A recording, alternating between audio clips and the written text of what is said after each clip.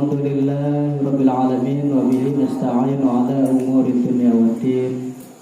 Wassalatu wassalamu ala Rasulillah.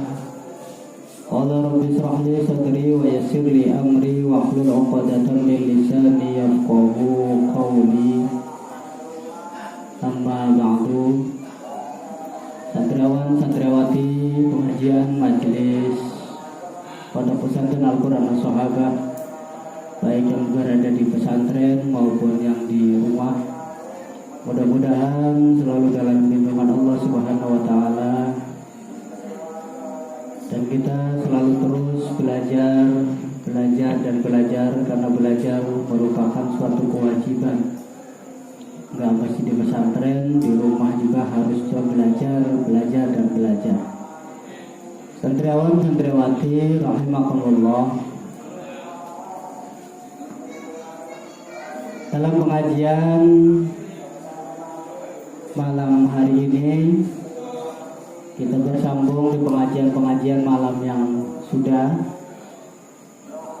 Insya Allah mudah-mudahan selalu dalam lindungan Allah, diberikan kesehatan untuk pengajian Al-Quran, tajwid, tilawah, serta tahfidz. Mudah-mudahan tidak ada suatu halangan apapun pribadi Kang Haji yang akan menggembleng. Mudah-mudahan bermanfaat semuanya. Disinilah bulannya dimana kita harus banyak-banyak membuat ataupun membuat pahala, baik dari segi ibadah mahdoh ataupun ghairu mahdoh. Yang kita sedang laksanakan sekarang ini adalah pengajian yang mana ini ibadah ghairu mahdoh, karena belajar hukumnya wajib. Talabul ilmi fardhatun 'ala kulli muslimin wa muslimatin. Insyaallah dalam kesempatan malam ini seperti biasa kita adakan pengajian tajwid. Bismillahirrahmanirrahim. Qala al-musannif rahimahullah ta'ala fi 'ulumihi fid dharain amin. Bismillahirrahmanirrahim. Akamu tanwini wa nuni taskunu indal hijai khamsatun tubayanu. Akamu tanwini wa nuni taskunu indal hijai khamsatun tubayanu.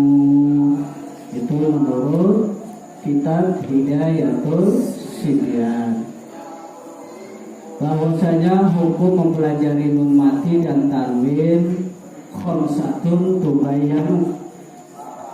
Jadi 5 cara membacanya.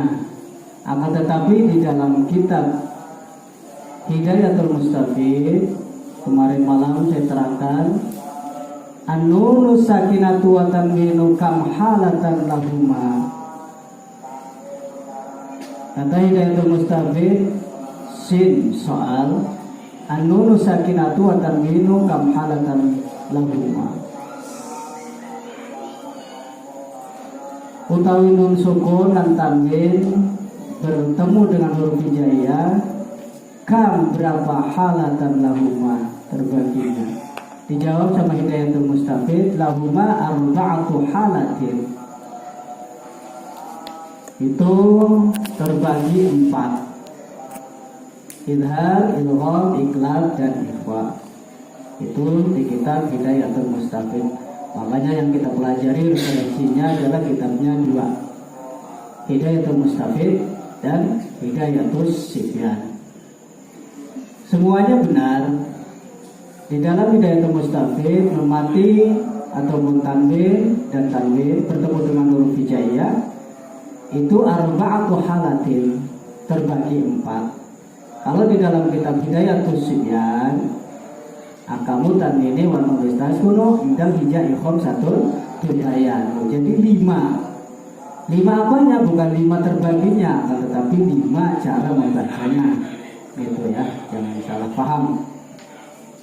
Jadi bukannya hidayatul mustafid dan hidayatul sibyan tidak sinkron, bukan, tetapi kitanya yang memahaminya yang harus sinkron, itu saja. Arba'atu halatin idharu wal idghamu wal iqlab wal ikhfa'u. Yang pertama idhar, yang kedua idgham, yang ketiga iqlab, yang keempat ikhfa. Di mana kemarin idhar, idgham, iqlab, ikhfa, ayat iqlab sudah kita pelajari dan kita jelaskan. Apa itu idhar? Inda lughat wal istilah kemarin sudah. Apa itu idgham? Inda lughat wal istilah juga sudah. Apa itu iqlab? Inda lughat wal istilah kemarin juga sudah. Dalam kesempatan ini yang belum kita pelajari dan belum kita kaji adalah arba'atu halatin, yang keempat adalah ikhfa. Bismillahirrahmanirrahim. Di dalam kitab Hidayatul Mustafid di soal mahatul ikhfa'i lughatan wa istilahan. Apa yang dimaksud ikhfa menurut lughat dan istilah? Dijawab oleh kitab Hidayatul Mustafid, amma lughatan fahuwa satru. As-satru itu menurut lughat, wa amma istilahan, dan menurut istilah fahuwa ibaratu anil naqi bi harfi sakinin 'arin ay khalin anit tasydidi ala sifati bainal idhari wal idghami ma'a baqa'il ghunnati fi harfil awwali wa huwa nunus sakinatu wa tanwin. Jadi ikhfa itu apa sih? Ikhfa menurut lughat itu maknanya satru. As-satru itu apa? Samar gitu. Ataupun nutupi. Karena samar itu kan gak jelas. Jadi yang tadinya jelas ditutupin supaya tidak jelas. Akhirnya jadinya samar. Itu yang dimaksud ikhfa inda lughat. Inda lughat ataupun menurut lughat. Sekarang menurut istilah ikhfa itu apa? Bahwa ibaratun anin naqti bi harfi sakinin 'arim.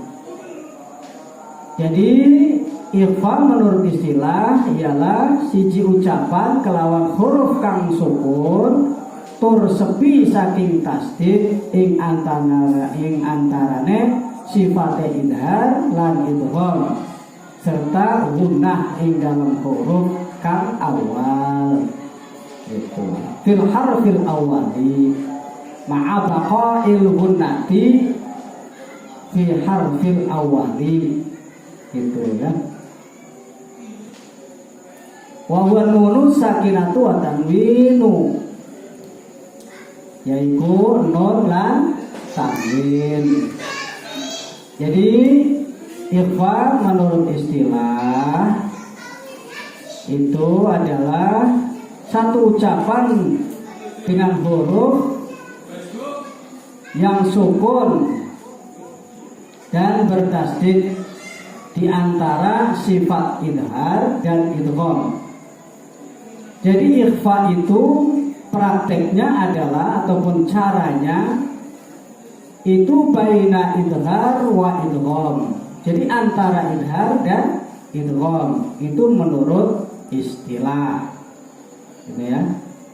Kalau menurut lughat tadi itu apa? Samar ataupun asatru, gitu ya. Asatru nutupi ataupun samar. Menurut istilah saji ucapan kelawan huruf kang sukun tur saking tasdid ing antarane sifat idhar lan idgham serta gunnah di dalam huruf kang awal yaitu nun lan tanwin. Sebelum bagaimana caranya mempraktekkan huruf ikhfa, santri harus tahu dulu ada berapa huruf ikhfa. Kata Hidayatul Mustafid, kam huruful ikhfa'i, kam berapa utai pira huruful ikhfa, iku huruf ikhfa.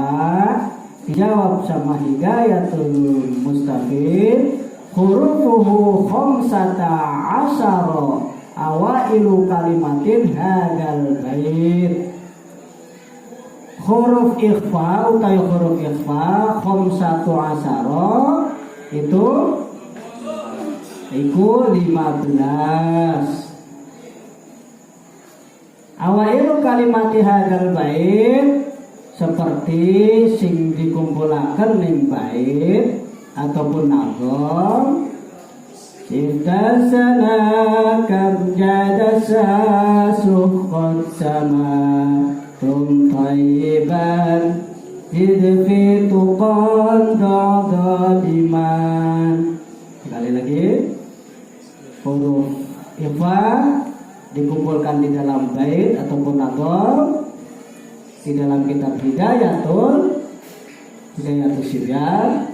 Siftasana kam jadasa sukhot sama Tayyiban zidfi tuqan dadiman.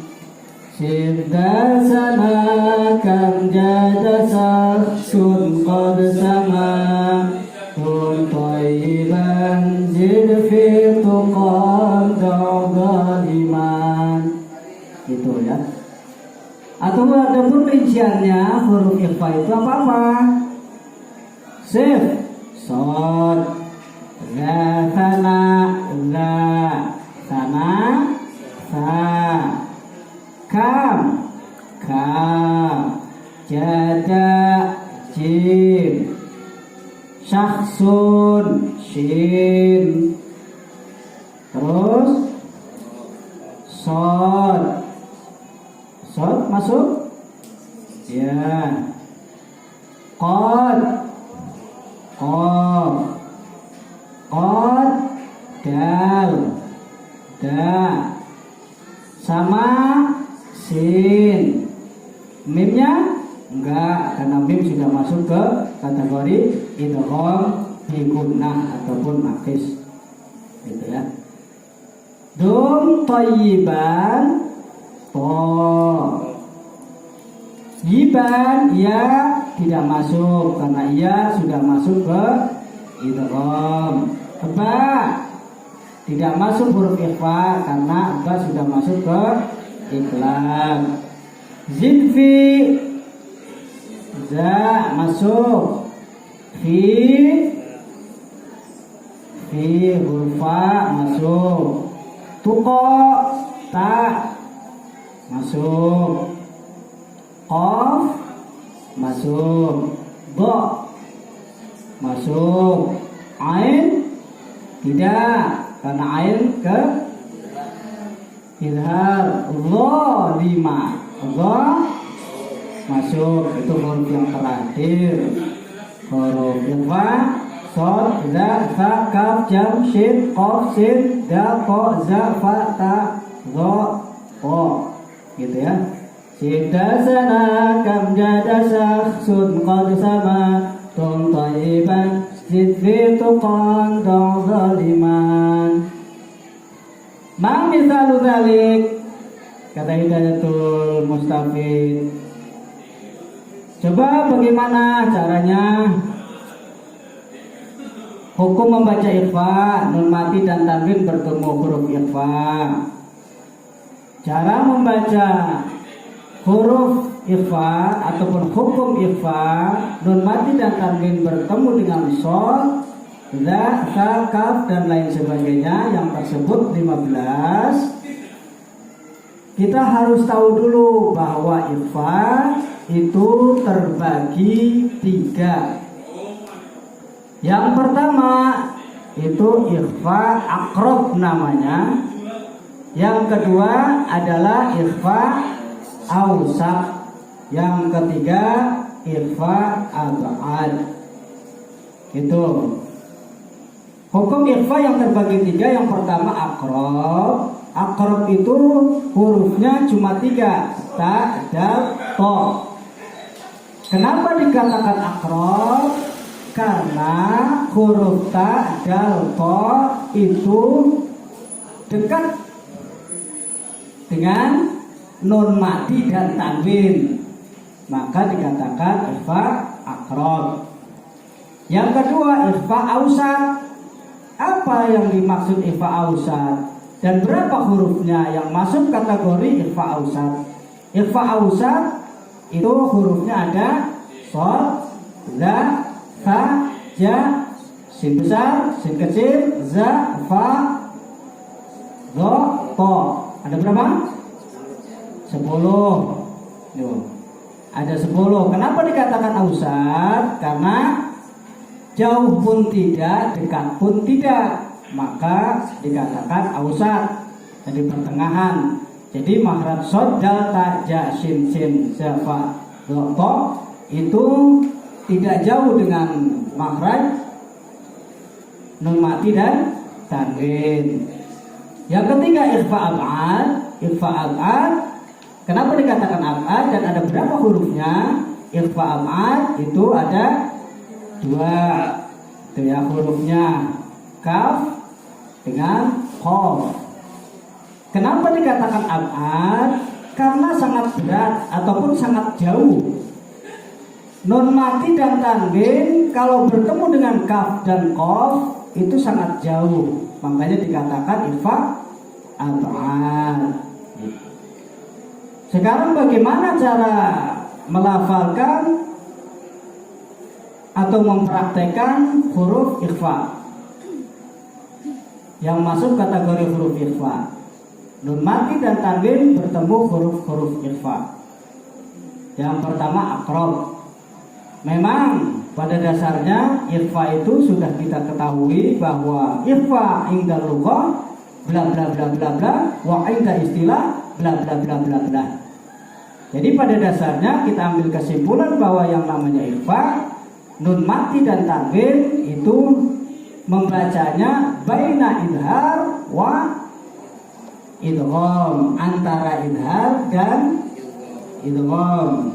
Jadi membaca ikhfa itu diantara idhar dan idgham. Idharnya sudah kita pelajari bahwa yang namanya idhar itu apa? Al-ityanu ya. Ya, jelas gitu.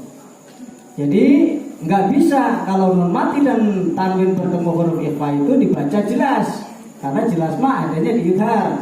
Di sini dikatakan antara idhar dan idgham. Dan idgham kita sudah pelajari kemarin bahwa yang namanya idgham apa? Memasukkan sesuatu ke dalam sesuatu, gitu ya, dengan segerakan kalimat, gitu.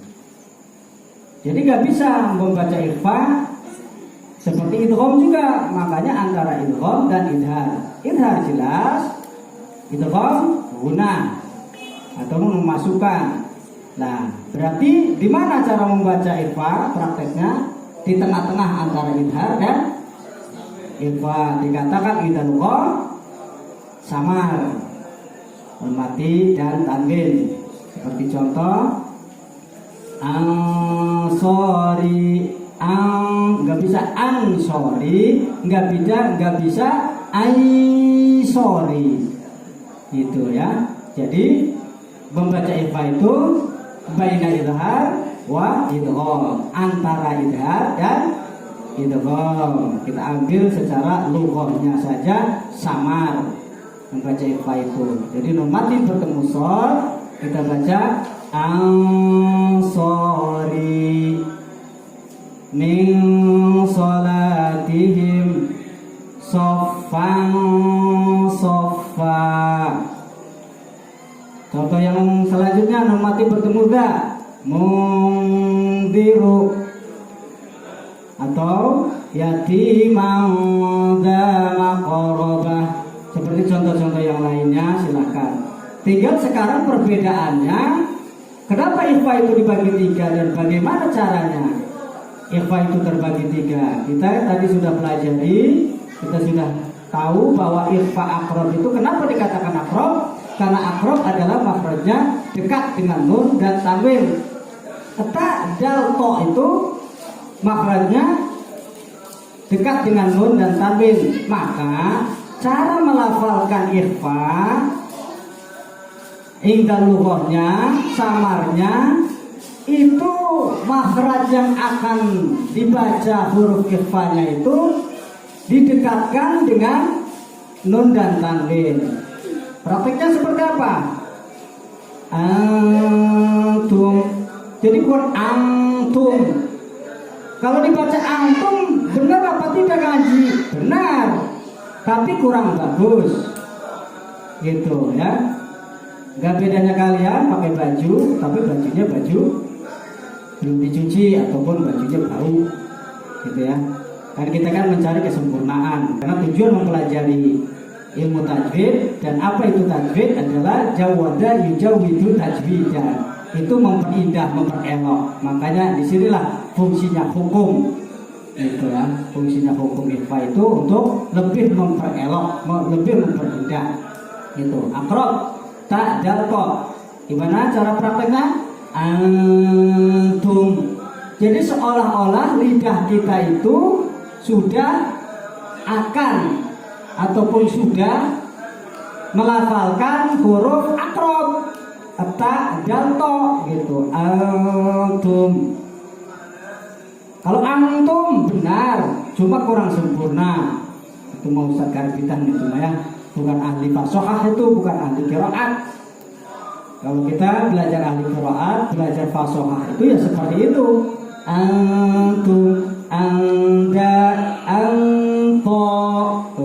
Itu akrob. Lebih cenderung antum, andada. Sekarang cara ikhfa ausat. Bagaimana cara melafalkan huruf ikhfa ausat? Nun mati dan tanwin bertemu huruf ikhfa yang masuk kategori ausat seperti sol, da, ta. Kita sudah tahu bahwa ausat adalah pertengahan, jadi nggak bisa dibaca nggak bisa dibaca akan tetapi tengah. So, makanya belajar begitu, supaya kita bisa melafalkan ikhfa yang terbagi tiga itu secara fasohah, gitu ya. Anso, anda, anja, ansya, ansa, anso, anto. Seperti itu kira-kira ya. Nanti kita praktekkan langsung melalui pengajian talaki gitu ya. Makanya itulah fungsinya. Nggak bisa Al-Quran itu ngaji secara online, nggak bisa. Karena baginda Rasul juga ngajinya langsung sama malaikat Jibril. Nggak ada online itu. Berarti kalau online itu gaib. Yang namanya gaib itu entut. Berarti kalau ngaji secara online itu ngajinya secara entut, gitu ya. Karena yang gaib itu adalah entut, ya. Sekarang yang ketiga, ikhfa ab'ad. Kita sudah paham tadi bahwa yang namanya ab'ad itu jauh. Jadi makhraj nun dan tanwin itu kalau disandarkan dengan kaf dan qaf itu terlalu jauh. Makanya ulama membagi ikhfa itu menjadi tiga. Yang ketiganya adalah ab'ad. Jadi nun mati dan tanwin bertemu kaf dan qaf itu makhrajnya jauh. Nun, kaf, tanwin, kaf jauh. Nun, qaf, qaf jauh. Padahal masih di mulut-mulut keneh, tapi bisa dikatakan jauh makhraj. Karena yang namanya makhraj itu cara mengeluarkan, gitu ya, bukan antara jauh kilometer, karena makhraj mah cara mengeluarkan. Yang namanya dikeluarkan itu berarti yang ada di dalam, yang ada di dalam itu berarti gak jauh, gitu. Seperti itu kira-kira ya. Qaf dan kaf. Bagaimana cara prakteknya lah? Ini pada dasarnya yang dipakai semua pembaca Al-Quran itu rata-rata membaca ikhfa itu pakainya ab'ad. Kemungkinan, mohon maaf karena belajarnya tidak menggunakan referensi, gitu ya. Jadi belajarnya mentok, nggak sampai khatam, nggak sampai ujian. Makanya semua membaca ikhfanya itu secara ab'ad. Mau bertemu eta, mau bertemu dal, mau bertemu to, mau bertemu sin, itu semua itu. Dan terkadang juga yang belajar juga belum tentu bisa. Nah disitulah kita itu fungsinya belajar Al-Quran itu, membaca Al-Quran itu harus fasih, harus bagus. Benar belum tentu bagus, tapi kalau bagus sudah pasti benar insya Allah, gitu ya. Sekarang bagaimana prakteknya? Mudah, itu mah semua sudah paham. Nun mati bertemu kaf, ikhfa ab'ad. Kawizrok, tuh, udah. Qadadah min qabli, gitu ya. Itu mudah tuh ab'ad tuh. Sekarang yang harus kita pelajari itu bagaimana caranya melafalkan ikhfa aqrab dan ikhfa awsat. Insya Allah nanti dipraktekkan secara langsung. Dan tugas kita adalah mempelajarinya. Kalau sudah kita pelajari, hasil itu hak prerogatifnya Allah Subhanahu wa Ta'ala. Yang penting belajar. Bismillahirrahmanirrahim. Wadhim bi qurnatin bi'an mulaida kana bi kilmatin kadunya famgida. Wadhim bila qurnatin fila min wara wal qalbu indal ba'imi madukira. Wal qalbu indal ba'imi madukira. Wadhim ma'al gunati indi misliha ilham mislaini ma'al gunati. Nanti awal ya. Wallahu a'lam bishawab wa ilaihi marji wal ma'ab. Insyaallah nanti kita lanjutkan ke hukum idgham ya. Kalau kemarin idgham yang berasalkan dari nun mati dan tanwin, insyaallah ke depan kita akan pelajari khusus idgham. Tidak ada nun mati, tidak ada tanwin. Itu ada juga hukum idgham ya. Masuknya dalam kategori hukum mim mati bertemu dengan huruf hijaiyah, gitu ya. Jadi ada lagi tuh mim mati bertemu dengan huruf hijaiyah. Itu nanti ada yang namanya idgham lagi. Sebutnya idgham mutamatsilain. Ada lagi nanti ikhfa syafawi, idhar syafawi. Wallahu a'lam bishawab. Wassalamualaikum warahmatullahi wabarakatuh.